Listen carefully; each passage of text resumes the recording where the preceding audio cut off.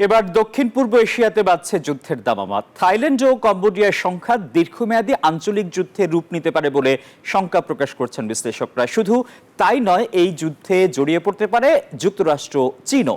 বিশ্লেষকরা বলছেন থাইল্যান্ড ও কম্বোডিয়ার সংঘাত দক্ষিণ পূর্ব এশিয়ার ভূ রাজনীতিতেও বড় প্রভাব ফেলতে পারে। থাইল্যান্ড কম্বোডিয়ার মধ্যে দীর্ঘ ৮১৭ কিলোমিটার স্থল সীমান্ত।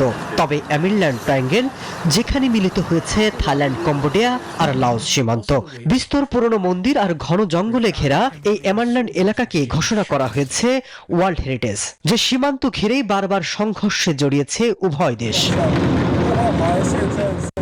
তবে এই সংঘাত এখন আর সীমান্ত উত্তেজনায় থেমে নেই, ছড়িয়েছে উভয় দেশের শক্তিমত্তা দেখানোর প্রতিযোগিতায়। দশকের পর দশক ধরে মার্কিন অস্ত্রের ভান্ডার হয়ে উঠেছে থাইল্যান্ড, যেটিকে যুক্তরাষ্ট্রের একটি প্রধান ন্যাটো বহির্ভূত মিত্র বলে মনে করে ওয়াশিংটন। অন্যদিকে কম্বোডিয়ার শক্তি চীন, তাই বাইরে থেকে থাই কম্বোর শক্তির আড়ালে যুদ্ধটা আসলে যুক্তরাষ্ট্র চীনের বলে মনে করেন বিশ্লেষকরা। ভূ রাজনীতির দিক বিবেচনায় নিলে থাইল্যান্ড এখন যুক্তরাষ্ট্রের গুরুত্বপূর্ণ অংশীদার। তারা দীর্ঘদিন দেশটিকে সহায়তা দিয়ে যাচ্ছে। অন্যদিকে কম্বোডিয়ার প্রতিরক্ষায় ভূমিকা রাখছে শি জিনপিং সরকার। যদি সামরিক সংঘাত চরম আকার ধারণ করে, শক্তিশালী দেশগুলো জড়াতে পারে যুদ্ধে। বান্ডেল থাকলে প্রতি সেনমানিতে টাকা বাঁচবে। বিকাশ সেনমানি বান্ডেল কিনে জিতুন প্রতি লেনদেনে। কম্বোডিয়ার প্রভাবশালী রাজনীতিবিদ হুন সেন প্রকাশ্যে ঘোষণা দিয়েছেন থাইল্যান্ডের সাথে যুদ্ধ ছাড়া আর কোনো উপায় নেই।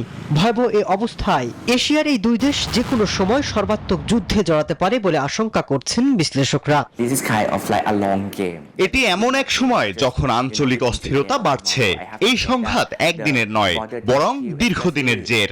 উভয় দেশ যখন সামরিক শক্তিতে এগিয়ে যাচ্ছে, তখন এই সংঘাত খুব দ্রুত যুদ্ধে রূপ নিতে পারে।